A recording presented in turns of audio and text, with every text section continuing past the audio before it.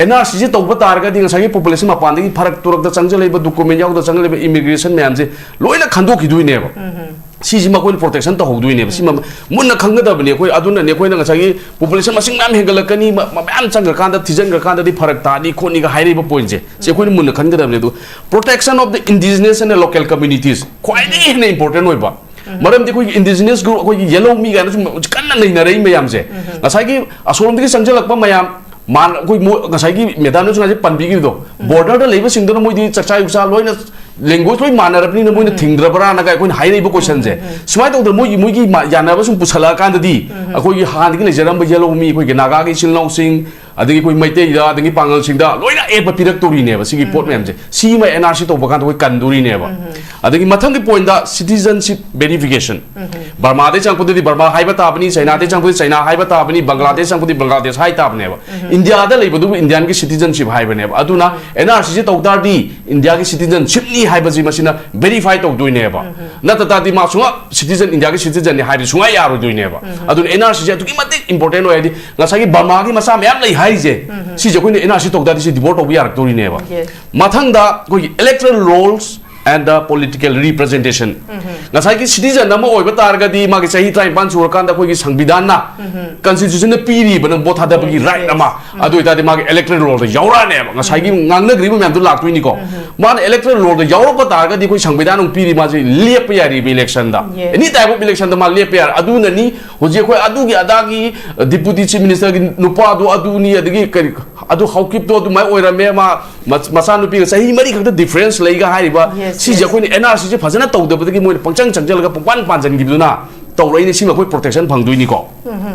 nakalam rom dang si pogachari ba topic simak su NRC si Manipur Govt na support taw have ni Manipur Govt na support taw ye harga di nakalam rom da koi gi JFD na sangsali ba khongsang si su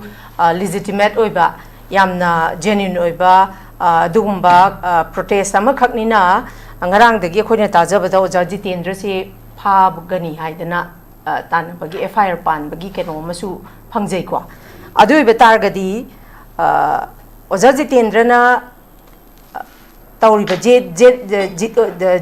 JFD na changsali ba khongsang si NRC gi khongjang si da thau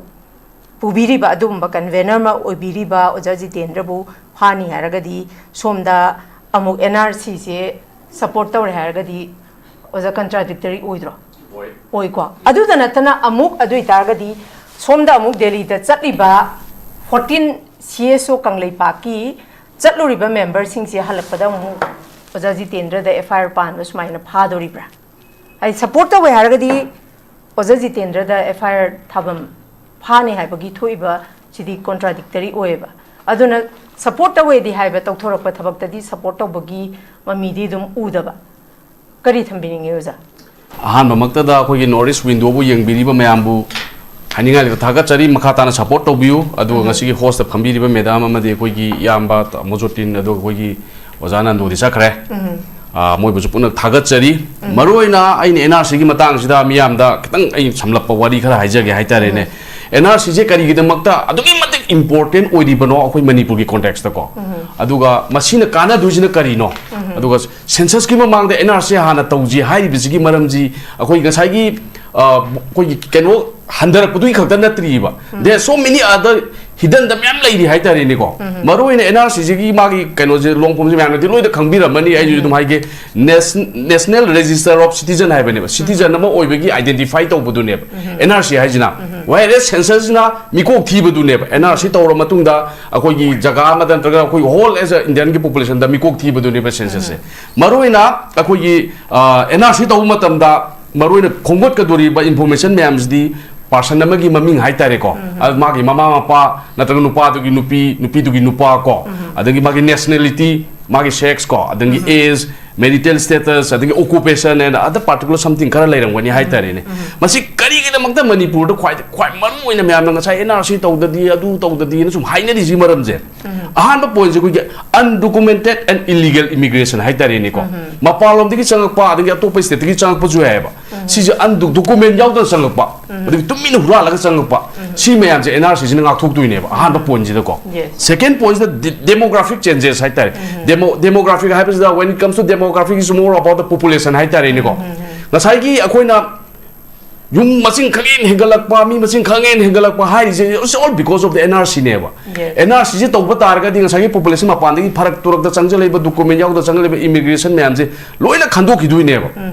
si ji ma ko protection ta hodui ne si ma mun na khang da bne ko aduna ne ko na sagi population masing mam hengalakani ma mam chang ga kan da thijan ga kan da di pharak ta ni ko ni ga hairi ba point je ko ni mun na khang ga da bne do protection of the indigenous and the local communities quite important oi ba maram de ko indigenous group ko yellow mi ga na kan na nei na rei mayam je ngasai gi asolom de sangjal pa mayam man ko ngasai gi medan nu ngai pan bi gi do border da leiba sing da moi di chachai usa loina language loi manarabni na moi na thingdrabra na ga ko hai rei ba question je smai to moi gi yana ba sum pusala kan da di ko gi han gi lejaram ba yellow mi ko gi naga gi silnau sing adagi ko maite da adagi pangal sing da loina e ba pirak tori ne ba sigi port mem je si ma NRC to ba kan to kan duri ne ba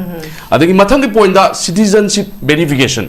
Burma de chang pudi Burma hai ba ta bani China de chang pudi China hai ba ta bani Bangladesh chang pudi Bangladesh hai ta bane ba India da lei ba du Indian gi citizenship hai ba ne ba aduna NRC je to da di India gi citizenship ni hai ba ji masina verify to du ne ba na ta di ma sunga citizen India gi citizen ni hai bi sunga ya ro du ne ba aduna NRC je tu gi matik important oi di ngasa gi Burma gi masa myam lei hai je si je ko ni NRC to da di devote to bi ar to ri ne ba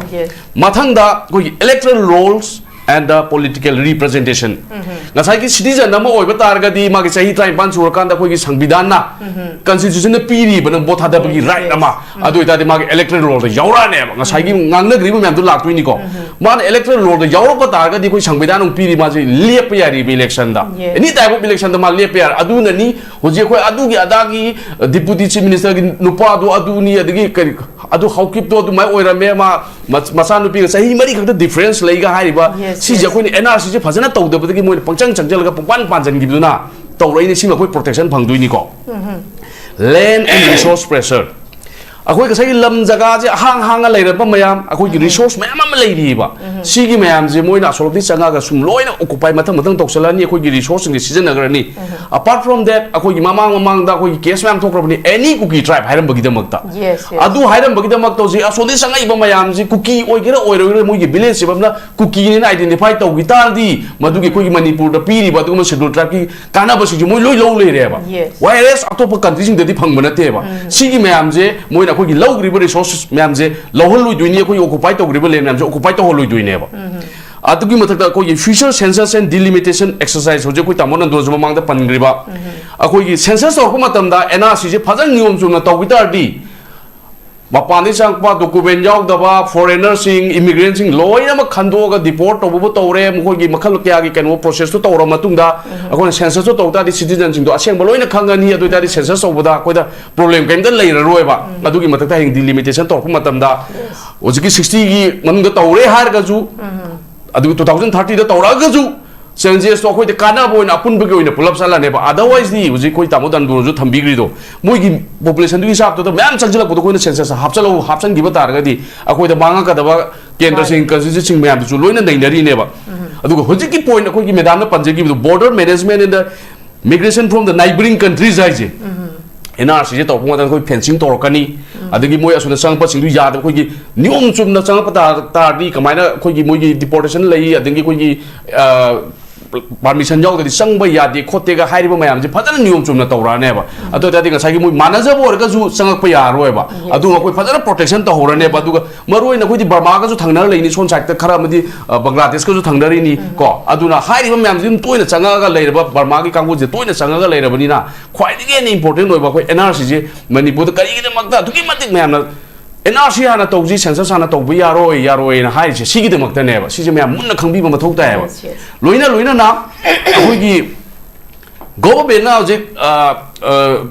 yesterday or ngoni akoi gi student union gi team go unar ga tawri do adu da just moi iho du ba phajan na ba hona ba ne ba hoji gi example da kano da aseng ba pau da Prajewal district ko akoi gi deputy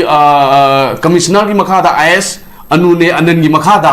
already moi gi training pangthok pa loi gre ba aduna takpadi government je bu leptri haibnida adugi mathakta akhoi gi lekai akhoi gi area da so dum khara idea phange hairi ba dumaina nominate to singje mayum dagi nganna salaga mafam de lektra khotra ga leibagi myam wari yauri haitare aduna takpadi mokhoina kai da support tawri no sineba ngasagi tamonanda nandu na hairamo support haibaji support hai government support to haibaji sungai ya deba sida khoi gi assam da tawgi ba NRC gi process da ko sida clearly mention to weba hairiba citizenship की NRC तो बजरी कोई की मरो है ना union list ना तो central government की थबक सिदी policy provide तो बा guidelines सेम बा तो funding तो बने बा implementation दी state की कहीं आते हैं state ने implement तो कुछ बने बा state का decision लो कुछ assembly तो फम का decision लो और मतुंग center तो कुछ मायना NRC तो organi हाई दना तो NRC तो वाइज तो साइकी base year की वरी मत हो रही है सिचुएशन यामना खन्ना बा मथोक दे है बा अखोई नो 1951 हारगा आसाम की ओरली 1951 लेदना अदु 1974 की कनो तौरगा मोगी NRC से पांगथोएबा वायरस मणिपुर की NRC 51 जी तसेंगना लेरबरा कईगुंबा लेरम तासु कनागुंबा एक्स वाई जनरल मै थादो खरे मांगनगरे हाइबगी वारी मजु लेना रहिनेबा मरमदी अदुगी मतमदुदा हारिबो ऑफिसर दु कुकी मचानेबा अदुना माना Tungi खलमगा ममदी any cookie Hapa ngamayiba mi manina ai masidi hayeng koida farak tarakani mai thado umbe mangal lambi yaeba adu government na kari tawrge madu thina bo honarabra akoina asam da pangthoina asam du ki samana ba kanu da khoni se tawbi yaroiba akoi gi ju manipur ki tongan ba framework ama semaga tawdadi sungai yaroiba adu oiba targa di akoi ngasai karop that adigi haribi information me amje kamana khungot kadage ka akoi 1951 ki record sit kai gumba leire har gadi well and good kai gumba leitre har gadi khoi all electoral roll gumba chigat patai adigi land record ko adigi village record death and birth ki certificate register tawramba sing mayam je khamgala kanda conscious oiba akoi gi baseline ama tawraba matungda sigi hariba kanosida 1971 haigera 54 haigera 56 haigera whatever the information quite hena information yaw ba haitare ne sida base orgadi yarani NRC se tawba yarani haibudu government siga leiriba mayam stakeholder mayam jiga CSO mayam jiga political party mayam jiga famina matungda assembly da decision lawra matungda center da thagar kadabne ba center da thagar ba kana center o adudi sumaina tawro sigumbugi condition sida noi ko ye hairiba NRC da tawro funding ko na tawrani ha kan tawgodabane ba moini stand sulo log da na adami phanayam tharaju adum harakane ba sar bi mol na ibada already je ai mo da se yauri sar bi mol na ibada kari harake state ki kai no ne na hairi na tra ba adu khang da moina je ko na support tawe ji kai no sine akoi support adudi kan mama mapa je kana no ba mama mapa ama as a kano oina government pairiba leader ama oina akoina smai tawdana NRC tawrani hariba ji tawbasida akoi smai tawdana base year line ama akoi dakdang phangba watpadagi akoi kana khanari thijali adu kana gumba CSO gumba na tragani stakeholder ma'am na later di puthopiro pun faminer je duga base line ama sema je duga NRC je tawrasi en high gada bani habini the support of what does it mean support of ji kai no Congress की मतलब दा एक दम पुथोक चरके Congress की मतलब दा district खाइदोक पिरामी Moina district खाइदोक बा मतलब दा population हिंगली जो मतलब दा खंगा बने बा मोइना हाइड्रो district से याम कनो तो population से याम खलपई मतुंगी ना अखोई दा management वारक पदगी management नुआइना बनी हाइदोना district खाइदोई नि हाइने बा अदुई मतलब दा कांगपु पिदा district मसिंग क्याम हेंगलके अदुगी हाइरिबा जगा सिंग दा मसिंग क्याम हेंगलके मोइ already मोइ information उइ लेरा बने बा अदुई मतलब दा public ता हाइबी दना खंगन बिदना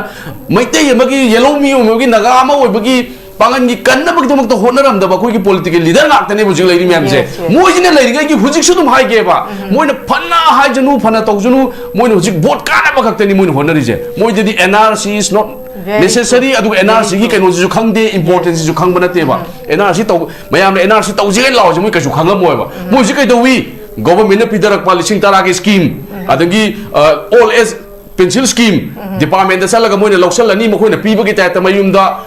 program silani aduga mkhoni ye thokani lupa lising tara gi scheme do lising tara nate lising kunmanga am chu pira kini hai adu singat kada bani hai adubu kangu mane lising tara do government na free da pira bani women empowerment gidini hai ba do moi ulta da torga board ki kanu da season ari nungdang da maira pai bi sing na chala ga form thajali aina haijaning badi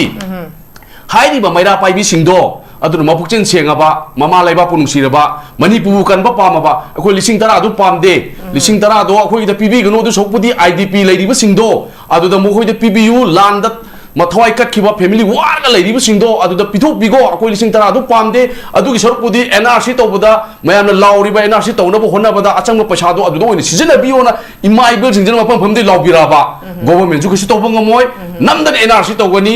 adu to da bida ji vote khom dana lairagadi adumak manipur khana gi da handan thajage haibiu haidi sigi matang sida ai hojik paisa yen bagi khot bagi khoi gi sigum base influence still oin to gra have sidi it's right ima gaithel influence pura to gra adegi matam amagi akhoi gi yam sieng na leiramba ima meira pai bi sing mai magi lo influence ta urba lai khrabani adugi mathak sida hojik se amuk NRCC if karigumba lakadori election china karigumba taseng na mak pangthok kadaba oiba targadi NRC se election gi habidi political tools amu oina mu season of a man bagi mabi makak ne batare ise absolutely 100% right adu mangni mo ni season ri je government peter plus scheme di is for women empowerment hai bane ba self group semo oi na thau phajana tawro pasha kar peter pachina no khoi gi sinpham ma torgo no hingna hona jo hai bane ba do especially laira ba kana han yeng da lejadra ba adu gun loba mi sing do self group to semaga pacha tanjau hai bane ba wires in khoi gi ji manipur da thoi ji MLA minister gi khangna ba mi gi masha pai babo oro ma bo oro magi mi du ngak ne hapsan rije sidi para political gi tulla moina season ara bane ba sidi no doubt mapam khudi makta mapam khudi makta su platform khudi makta su mi ngang na rabani akoina control to budi ngam ba nate sigi poche to boda bu akoina haijen ningi jina low ba chali ba imai bel sing do adu ne ba ina moidi amna hainingi bo question je lupa lising tara do na mo khoi punchi du hingba yaradra manipur je NRC to dana census to sangar kanda akoi gi yellow mi jina ai puthana ler kanda hairi ba ma'am je to ba yagadra adu chokbudi bo tu di ko na to apam da thadajau to boda bu ji ki situation je thola ga ma'am punna hojik sidi yamna ware hai tare ne mamangi another 6-7-1 year gi mamang da di kai gumba ma thogdo ma thokpada mi mobilization to bujam lairam me ba hojik ti board ki matang lakrabani na magi mi phajana dana loina thamna gre do na thon da bi congress ki against nga ga da boita di BJP ki mi yaw ba yadre khanarak torini BJP ki against nga ga ta di congress ki mi yaw ba de khanarak tuini sugum political ki divide or pojina akoi jam soiri ba adu ki mathakta aina hojik ji pale ba sarkar ki janing da ba myam lai hai tare ne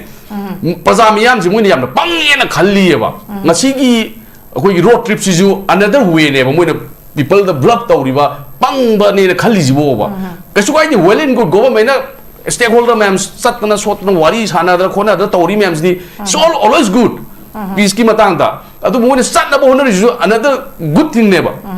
akoi gi yamna hen important ori ba sing NRC gi matang mi hat pa ji naga gi taru hat ki bagi sonda ong sa da lei adu gi mi hat pu thopang ngamdriba suguma mayam ji hena priority pihaningi hai tare ne sugumba mayam je hen address to honinge ba idi aduna tabida sisu important ne ba yamna ujiki tangai phadana di asidi yamna important na te khalimam di khogi tamona jung sa hai gi bido more than koi chahi kun kontra je adum suffer tor la ba ne ba any time da dum blockade torani issue ama gi dum blockade tora koi dum tor la ba ne ba sida koina heta hangdu ega har ko ni harau ko da ban nati habni da government adu khangbi ga da bani thabak to matam da public sentiments ju amna mun yeng ga da bani board khakti khalaga thabak to radi mai pa oi akoi manipur mutkini adu ga akoi minai dum oi honi jananda ai wahang am tanga ga sagi aina haijabado hoi habidi lengak na support to har ga di ojaji tendra FIR policy yes adu itadi changi ba Delhi da changi ba moise amu pandori brasin ba contradictory thina oi ha ba oi kari summe masi je akoina adu ne akoina ngasai gi tamonan do no jai de kitang akoi tamonan kan nga nga de police na phai kholi ga hari ba ngasai gi ihou je movement je moi kamai to no divert to ga ge hai je moi makhan ne ba moi ni yingi je hojiki jitendra tamo jitendra je chi thajale ha ga di atopa CSO khaga pikpa sing ji di hangini ga hai bi wakhanda moi ne khalli ne ba adu gi mathak ta mi ji moral down to holi ne tare adu ne ni ga sai mamang da hai jagri do manipur government na census support to wa ba sung to de kari gu moi na tau ge khala de moi na akoi census we sorry NRC tawgani haiba je haiga da bane ba NRC da support tawi haiba wa haisi moina chuni season abam thokte ba moina NRC support tawi haisi di ngasai gi moina sanari bi drama je chi leaders da muk chmani ki helani atopa leader ma dujung ki helani adumai torga divert tok thoga mi singje tam na subsidize tok thona ba I hoax di yahon dana ba honorary नि हाइतारिने अदुना आई प्रजा दसु हाइजरी कोई NRC तौगनी नमदना तौदबसु आरोय नमदना तौगनी कोई प्रजा म्याम चप मानरगा चमिनगा एनआरसी तौगदबनी गवर्नमेंट कोई अगेंस्ट लेबि सुंगा यारो थैंक यू वेरी मच लोइसलपदा पाबुंग अखोइगी एनी लेरिबा मणिपुर की इशू सिंगसे अखोइ ngasi phobada ILP bu oiro ma bu oiro अखोइ प्रेशर ग्रुप सिंगसिना कन्ना तकनरकांदा प्रेशर तौरकांदा फंगबा ना यामबा ngakतने उजा सिसिना करी हाइगेकांदा लाकनिंबा वाफम दे हजिकसे एनआरसी से यामना अखोइगी नीड आवर ने बा हजिकसे हाइरिबसिदे हेक्ता होदबदा ओजा अखोइजे पुंगलोइ लोइदोरबने हाबसे मसी मिपुम इच एंड एवरी इंडिविजुअल खुदिंगमकना मसीगी अवेयर ओइबा अदगा सेंसिटाइज तौबसी यामना मथौ ताइ अदुना हाइरिबसी हजिक चटलिबा लेंगाकनादि सपोर्ट तौवे हारगसु सपोर्ट तौदबा मानबगी ममीसे ओजा जितेंद्र फानी हाबसे मसी सपोर्ट तौदे हाबगी अचौबा एग्जांपल दमने यस फाइजोल की पंजागी बिदु फेरजोल की पंजागी अदुइ बतारगदी सपोर्ट तौवे हाइरे तौदबगी थबकती अदुम थबकना ओइन उथोरे action speaks louder than what हाइदना अदुदा मुग लाक्चनिंग वाफमदी एखोइसी करी हाइनी एजिटेशन अमा हौबदा एजिटेशन अमा प्रोटेस्ट अमा तौबदा पाबु ओजा पैसा चंगी होजाय एवरीथिंग पैसा चंगे राइट राइट अखोइ नोंमा अखोइगी प्रोटेस्ट अचौबा मा पांगथोपदा लाख निपान दगिने लाख 10 बौसी चंगे हाय इवन हंदकी जेएफटी किसे कुइरे मोइ पुंदना वांखै गिसिदा अहिंग यारेट नदर तोंगाना तोसी पैसा ngakतने बोजा नकलमरम द थप्पा चारिबा थाइबा दगी बैनर नप्पा खोटपा फ्लेक्स नुंग सेमिनार वाइबा करना नुंगना ची मपम खुदिंगी सी तौरकना बहनबदा पैसा ने बसे सिगी पैसा सी लेरक्तबा मतमदा सी थम वखल थम हाइदि लेबा को नुंगसिबिबा अदुगा अखोगी क्राउड फंडिंग तौरंबसु याय अदगी पैसा खरे हेन हेन पाइबसिंग हापिरंबसु याय अदुबो हाइबिसिंगसे नाकलमरोंदा कोई सेन लेरक्तबा नमिता सस्टेन तौबा ngमोइदोइनेबा मोमेंटम से दुम हंदगिदोइनेबा नाकलमरोंदा चुमिको चुमिमि अदुना अदुइ बतागदी लेंगा के माइकैदगी हजिक चटपीग्रिबा सिंगसिदसु पॉजिटिव रेस्पॉन्स हम पिरक्तरेना खल्लसेबा अदुइ तागदी अखोइ मखाताना ओजा जितेंद्र निंगुम होइना मसिगी वांखैगी अंड्रो पाकिंगी मसिदा मयाम पुंदना यारेक्तना चाक इसिंग तौदना तौरिसे कयांग कुइना कनाना वारिनी अरोइबददी इसा इतोमदा ताहौबगी फिबम मख लाक्पगी पोटसी हेक लाक्पसिना सस्टेन तौबंगमक्तदने हेत मोमेंटम हल्लगा लोशनगिबसे अखोगी ममांगैगी अखोगी without territorial limit yes yes अदुददी हौनारुबनाइदना फंग्रिनेबा अदो ngasiदी इकोनॉमिक सुवारे लौबम थोपा रेस्पॉन्सिबिलिटी लौबम थोपा एप्रोप्रिएट ओइबा लौबम थोपा लेबागना सपोर्ट तौवे हाइजदी मोइना तौरकांदा मोइना तौबा थबकता मियाम खोइना सपोर्ट तौवे हाइगदबनेबा तायुनरीने बस माने माने सिगी मतंगसिदा अखोगी एनी एजिटेशन अमा तौबा पैसा चंगबनिना सी सस्टेन से कमाइन तहनदगदगे हाबसिंगसु ओजामजी या मरु ओय सिसु अखोइना लाइन खनबे यादेबा ओजा करी कमाइन खनबिनी थैंक यू यामना चुम्बा कोई मरिक चुम्बा होजी थोइबा हाइतारेने आई इसामा की क्लब तजु थोइबा कैनोने हाइतारेने यामना चुम्बा फमनि मरुइना कोई हौरिबा इहोजे ngसाइगी जून 19 की वारीदो सिदा कोई होजी होजिसे मोइन हौरकपदबुदि तामो जितेंद्र ओइना हौरकपदबुदि मो याम वारंगोनी पैसा चंगमोनी को अदुबो देयर लॉट मेनी पीपल्स कोई हारिबसिदा सपोर्ट तब कांगु म्यामसु लैरिबा आई सामकसो कोई एत फंबदा दुम सिंग दुम खरा दुम पांगबा दुम तौजै अदुमाय तौदरा मीजे अचत ओंजे त उबदे चंगागा पांगिबा मेम यावी अदुबो आउट ऑफ दैट खराबदि दुम चलंगनी को होजी होजिकति is not about the sustainable की वारी नत्रेबा सो अबाउट सर्वाइवल नेबा होजिकि लाक्तोसिदि ngसाइगी आइना मेदामना पनगी आईएलपी की वारी जो आई हैव तो चिगी खोगी मरक तंग थाइदोक जगे को अखोई ngसाइ एनआरसी तोब मतमदा ꯑꯩꯈꯣꯏꯒꯤ ꯃꯌꯥꯝꯅ ꯂꯩꯔꯤꯕ ꯀꯣꯟꯁꯦꯞꯁꯦ NRC ꯇꯧꯔꯗꯤ ꯏꯃꯤꯒ꯭ꯔꯦꯟꯁꯤꯡꯁꯦ ꯂꯣꯏ ꯗꯤꯄꯣꯔꯠ ꯇꯧꯔꯅꯦꯅ ꯂꯣꯏ ꯈꯟꯅꯩꯌꯦꯕ ꯏꯃꯤꯒ꯭ꯔꯦꯟꯁꯤꯡꯁꯦ ꯑꯗꯣ ꯑꯦꯛꯆꯨꯑꯦꯂꯤ ꯗꯤꯁ ꯏꯁ ꯔꯣꯡ ꯍꯥꯏꯕꯅꯦꯕ ꯑꯩꯅ ꯍꯥꯏꯅꯤꯡꯉꯤꯁꯦ ꯃꯤꯁꯀꯟꯁꯦꯞꯁꯟꯅꯦꯕ ꯁꯤꯁꯦ ꯍꯥꯏꯗꯤ ꯀꯩꯒꯨꯝꯕ NRC ꯇꯧꯕ ꯃꯇꯝꯗ ꯃꯥꯒꯤ ꯔꯨꯜꯁ ꯑꯦꯟ ꯃꯥꯒꯤ ꯄ꯭ꯔꯣꯁꯤꯖꯔ ꯃꯌꯥꯝ ꯂꯩꯔꯤꯕ ꯑꯄ꯭ꯂꯥꯏ ꯇꯧꯕ ꯑꯣꯕꯖꯦꯛꯁꯟ ꯇꯧꯕ ꯑꯗꯒꯤ ꯀꯣꯔꯠꯇꯒ ꯆꯠꯄ ꯈꯣꯠꯄ ꯃꯥꯒꯤ ꯗꯣꯀꯨꯃꯦꯟ ꯈꯣꯝꯒꯠꯄ ꯃꯌꯥꯝꯁꯦ ꯑꯗꯨꯒꯤ ꯑꯃꯨꯛ ꯍꯟꯅ ꯑꯃꯨꯛ ꯀꯩꯅꯣ ꯇꯧꯕ ꯌꯥꯕꯒꯤ ꯃꯣꯏꯗ ꯄꯣꯁꯤꯕꯤꯂꯤꯇꯤꯁꯤ ꯃꯌꯥꯝ ꯂꯩꯔꯤ ꯌꯥꯗ꯭ꯔꯀꯥꯟꯗ ꯃꯣꯏꯒꯤ ꯗꯣꯀꯨꯃꯦꯟꯁꯤꯡꯗꯣ ꯐꯪꯗ꯭ꯔꯀꯥꯟꯗ ꯃꯥꯁꯦ ꯑꯦꯖ ꯑ ꯐꯣꯔꯦꯅꯔ ꯑꯣꯏꯅ ꯅꯠꯇ꯭ꯔꯒ ꯏꯃꯤꯒ꯭ꯔꯦꯟ ꯑꯣꯏꯅ ꯇ꯭ꯔꯤꯠ ꯇꯧꯔꯛꯄꯩ ꯋꯥꯅꯦꯕ ꯑꯗꯣ ꯍꯥꯏꯔꯤꯕ ꯃꯌꯥꯝꯁꯤꯗꯤ ꯒꯣꯚꯔꯟꯃꯦꯟꯠꯀꯤ ꯔꯨꯜ ꯂꯩꯔꯤ ꯍꯥꯏꯇꯥꯔꯦꯅꯦ ꯀꯃꯥꯏꯅ ꯃꯣꯏꯕꯨ ꯇ꯭ꯔꯤꯠ ꯇꯧꯒꯗꯒꯦ ꯗꯤꯄꯣꯔꯠ ꯇꯧꯒꯗ꯭ꯔꯥ ꯅꯠꯇ꯭ꯔꯒꯅ ꯃꯈꯣꯏꯁꯤ ꯂꯩꯔꯒꯁꯨ ꯔꯤꯐ꯭ꯌꯨꯖꯤ ꯑꯣꯏꯅ ꯊꯝꯒꯗ꯭ꯔꯥ ꯌꯦꯁ ꯁꯤꯁꯤ ꯑꯩꯈꯣꯏꯅ ꯍꯥꯟꯅ NRC ꯒꯤ ꯀꯟꯅ ꯗꯤꯃꯥꯟ ꯇꯧꯕꯁꯦ ꯁꯤꯁꯤꯃꯁꯨ ꯑꯩꯈꯣꯏ ꯀꯟꯁꯦꯞ ꯂꯩꯒꯗꯕꯅꯦꯕ ꯑꯗꯔꯋꯥꯏꯁ ꯍꯦꯛ NRC ꯇꯧꯔꯦ ꯍꯥꯏ ꯀꯥꯟꯗ ꯃꯣꯏꯁꯨ ꯍꯧꯖꯤꯛꯐꯥꯎ ꯇꯥꯟꯊꯣꯛꯇ꯭ꯔꯤꯁꯤ ꯀꯩꯒꯤꯅꯣ ꯍꯥꯏꯕ ꯀꯣꯏꯁꯟ ꯑꯃꯁꯨ ꯑꯃꯨꯛ ꯂꯥꯛꯀꯅꯦꯕ ꯁꯤꯁꯦ ꯑꯩꯈꯣꯏꯅ ꯁꯦꯀꯦꯟ ꯁ꯭ꯇꯦꯞꯅꯦꯕ ꯑꯗꯨꯅ ꯑꯩꯈꯣꯏꯅ ꯑꯍꯥꯟꯕꯗꯗꯤ ꯉꯁꯥꯏꯒꯤ ꯁꯤꯇꯤꯖꯟ ꯑꯣꯏꯍꯟꯗꯕꯗꯨꯅꯦꯕ ꯑꯩꯈꯣꯏ ꯁꯤꯇꯤꯖꯟ ꯑꯣꯏꯈꯤ ꯇꯥꯔꯗꯤ ꯁꯦꯟꯁꯁꯁꯦ ꯌꯥꯎꯈꯤꯗꯣꯏꯅꯦꯕ ꯁꯦꯟꯁꯁ ꯌꯥꯎꯈꯤ ꯇꯥꯔꯗꯤ ꯏꯂꯦꯛꯇꯣꯔꯦꯜ ꯔꯣꯜ ꯕꯣꯠ ꯂꯦꯞꯄꯛꯄ ꯌꯥꯕ ꯃꯌꯥꯝ ꯉꯁꯥꯏ ꯄꯟꯅꯈ꯭ꯔꯤ ꯃꯌꯥꯝꯁꯦ ꯑꯗꯨꯒ ꯍꯧꯖꯤꯛꯀꯤ ꯁꯔꯚꯥꯏꯚꯦꯜꯁꯦ ꯃꯐꯝ ꯃꯐꯝꯗ ꯑꯩꯈꯣꯏꯅ ꯁꯨꯝ ꯄꯥꯎ ꯂꯧꯖꯕꯗ ꯑꯩꯈꯣꯏꯁꯨ ꯑꯗꯨꯝ ꯀꯔꯤꯝꯇ ꯍꯥꯏꯔꯛꯇꯦ ꯇꯥꯃꯣ ꯖꯤꯇꯦꯟꯗ꯭ꯔꯅꯀꯣ ꯑꯗꯨꯕꯨ ꯑꯩꯈꯣꯏ ꯑꯗꯨꯝ ꯄꯥꯡꯊꯣꯛꯏ ꯑꯗꯨꯝ ꯌꯥꯎꯔꯤ ꯉꯁꯤꯁꯨ ꯑꯣꯐꯤꯁ ꯃꯌꯥꯝ ꯊꯣꯡ ꯂꯣꯜꯍꯜꯂꯝꯃꯤ ꯑꯗꯨꯒ ꯅꯍꯥꯟꯒꯤꯗꯨꯁꯨ ꯑꯩꯈꯣꯏ ꯑꯗꯨꯛꯀꯤ ꯃꯇꯤꯛ ꯀꯟꯅ ꯑꯗꯨꯝ ꯌꯥꯎꯏ ꯃꯐꯝ ꯃꯐꯝꯗ ꯃꯤ ꯈꯨꯗꯤꯡꯃꯛꯁꯦ ꯉꯁꯥꯏꯒꯤ ꯁꯤꯒꯤ ꯏꯖꯨꯀꯦꯁꯟꯁꯦ ꯁꯤꯒꯤ ꯏꯖꯨꯀꯦꯁꯟꯁꯤꯅ ꯌꯥꯝ ꯊꯤ ꯋꯥꯏ NRC is very important for us it's all about the survival ꯑꯅ ꯑꯩꯈꯣꯏꯁꯦ ꯍꯥꯏꯔꯛꯏꯁꯦ ꯁꯤꯁꯦ ꯃꯌꯥꯝꯁꯦ ꯂꯣꯏ ꯈꯪꯉ ꯇꯥꯔꯗꯤ ꯍꯧꯖꯤꯛ ꯄꯩꯁꯥ ꯌꯥꯎꯗ꯭ꯔꯁꯨ namnana mayam ji thola ne ba street thola ne ba tangai pa ji mi khudi mo lo yorkani aduna paisa pu thok ju si loina mafam khudi mo torkani adu pulak ki oina haurakani ka government kai gumba pangthok da support ki wana te moi di moina pangthok ka da bani stakeholder mayam ji support tawdini moi di information provide tawdini adu moi di support tawdini support te khona tawgada bane ba moina national highway ji hang je khoi ngha wai di hairaga labani ji hang ji wolin gur khoi dum support tawgani compulsory tawgani adu khoi pami ji gazette ta मोई official side ता थोपियो बा सी high समाइ तो हांगे कनागो x Y जेरो ना सिदा कइगो फतो नुदो तोरदे को छुमुगी under this constitution की मखादा लइबो कनु मैम सिदगी लोगी मतुंगिना चरा पी गनी ga हाबजी ऑर्डर दुम थोपीरगा मैया मांगदा खांगन बियो बेता चिन्ना चलवरगा who is going to take the responsibility हाइंग अमा हातोरादी दुम हुजिति गार्ड यावरगा मोइना सिक्युरिटी प्रोवाइड तबय वानी तौदबो नुबि मफम चापम द मोइन एम्बुस ऑक्सलदी सुगुम मैम सिजु कोइना pros and cons मैम सिजु खंदे यादे मोइना त हाइरगा चिनगी थबक गाक्तने बसिदी मोइना सपोर्ट तव याय दो हुजिसु अखोइना NRC तवरने न गेजेट त थोपीरो बा ऑफिशियल वेबसाइट त गवर्नमेंट की अदुदि मैम लोय हरावदनी कोइ कदोबि नुंसा मरक त कोइजु एजुकेशन कैसु तौनिंग देना पैसा तिंगी मतम मांगी एनर्जी मांगी फैमिली पालिनी अदु मैम दो मणिपुर की कंदे यादि येलोमी कंदे यादि हाबि जोंथोंना रहिनेबा अदु तादि मोइना एवरीथिंग हाइबदु चिन्द नते एवरीथिंग विद गेजेट त थोपीरो गवर्नमेंट की ऑफिशियल वेबसाइट त थोपीरो आदि माना साइन तौपीरगा लीडर अमना साइन तौपीरगा नत्रगना XYZ अमना साइन तौर थोन बिरो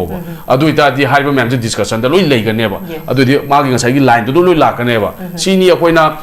कइमता वाबिग्रो मैडम अखोइना पैसा नुंसागे अमगी वालेते मणिपुर पुमना जु फुल सपोर्ट रेडी द लैरबनी NRC तौदे यादबनी कोइ this all about the survival ने याम नुंगाइजे थागचरी ओजा होइना लौबिरिबे इनिशिएटिव से मियाम गी दमुक्ता लौबिरि से documentic han Northeast window ki mai kaita ki thagat pa phongdokchari thank you very much am ngai jai bogachari ba topic asida tongan ba panelist homna masam sage ba warol khama thambiduna mapung phahan biduna miyam da hena mitna nakong ohen bibagi damakta Northeast window ki mai kaita ki thagachari census karino delimitation karino aduga khoigi NRC karino habase ojanandan su mai yam lana takpigre census ai khoigi bona fide citizen khandokpaduni atopa khoigi haidi illegal immigrant foreigner singsi kanano habadu khandokpaduni habadu takpigre census ai si yum mi masing thibaduni mi masing dugi data the base tawrakanda delimitation tawba habadi khoigi hanadagi khoigi tongan ba assembly constituency gi lairiba khoigi 60 reserve ki 40 leiba unreserved the 19 AC da ama sumaina leirambasi matamgi matung inna ngasagi NRC se tawda taragadi political power da foreigner singsina yauksalapa taragadi yauksalapa nate already yaurabani political power da yauksalapa sina ngasi conflict je thoi bani aduna makhata ba sigumba conflict si chahi taragi matungda akoina NRC se update tawdana अखोइने हाइरिबा हंदकी census सिदा युमफम ओरगा delimitation तौगिबे तारगदी अखोइसी अदुमक इंडिजिनियस पीपल सिंग से मांगा अकांदा हाइरिबा अखोइगी फॉरेनर सिंग सिना पॉलिटिकल पावर से पाइग्रकांदा Indigenous ꯑꯩꯈꯣꯏꯁꯤ ꯃꯈꯣꯏꯒꯤ ꯃꯈꯥꯗ ꯂꯩꯒꯅꯤ ꯍꯥꯏꯕꯅꯤ ꯑꯣꯖꯥꯅ ꯍꯥꯏꯕꯤꯕ ꯉꯁꯥꯏ ꯗꯤꯄꯣꯔꯠ ꯇꯧꯒꯗꯕ ꯅꯠꯇꯦ ꯃꯈꯣꯏꯒꯤ ꯃꯈꯣꯏꯁꯤ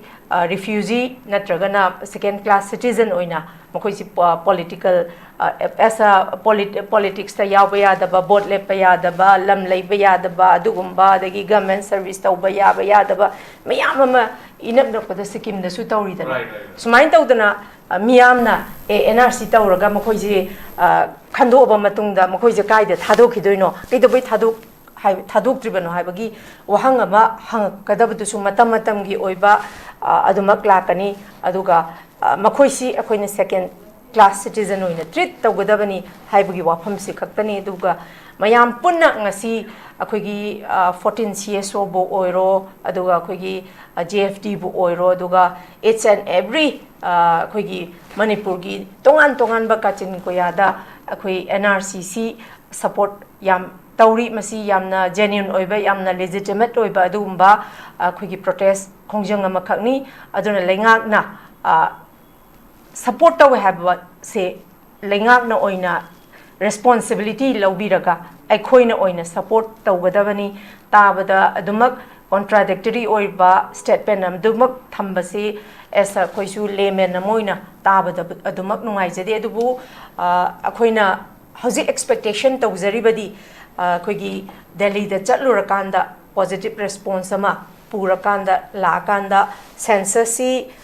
ꯌꯩꯊꯣꯛꯀꯅꯤ ꯗꯤꯐꯔ ꯇꯧꯒꯅꯤ ꯍꯥꯏꯕꯗꯤ ꯁꯦꯟꯁꯁꯁꯤ ꯑꯩꯈꯣꯏꯒꯤ 2011ꯗ ꯂꯥꯁ ꯑꯣꯏꯅ ꯊꯤꯈꯤꯕꯗꯒꯤ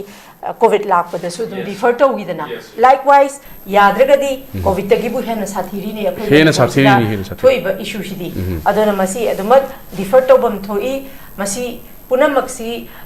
everything ꯄꯨꯝꯅꯃꯛꯁꯤ ꯑꯩꯈꯣꯏ ꯄꯣꯖꯤꯇꯤꯚ ꯑꯣꯏꯅ ꯈꯟꯃꯤꯟꯅꯔꯀꯥꯟꯗ NRCC ꯑꯞꯗꯦꯠ ꯇꯧꯅꯕꯒꯤꯗꯃꯛꯇ each and every individual ꯈꯨꯗꯤꯡꯃꯛꯅ ꯑꯩꯒꯤ ꯂꯧꯐꯝ ꯊꯣꯛꯄ ꯔꯦꯁꯄꯣꯟꯁꯤꯕꯤꯂꯤꯇꯤꯅꯤ ꯍꯥꯏꯅ ꯈꯟꯃꯤꯟꯅꯔꯒ ꯑꯩꯈꯣꯏꯅ ꯏꯃꯥ ꯂꯩꯕꯥꯛ ꯃꯅꯤꯄꯨꯔꯁꯤ ꯄꯨꯟꯅ ꯃꯇꯝ ꯆꯥꯅ ꯑꯃꯨꯛꯇꯪ ꯀꯟꯃꯤꯟꯅꯍꯧꯁꯤ ꯍꯥꯏꯕ ꯋꯥꯐꯝꯁꯤ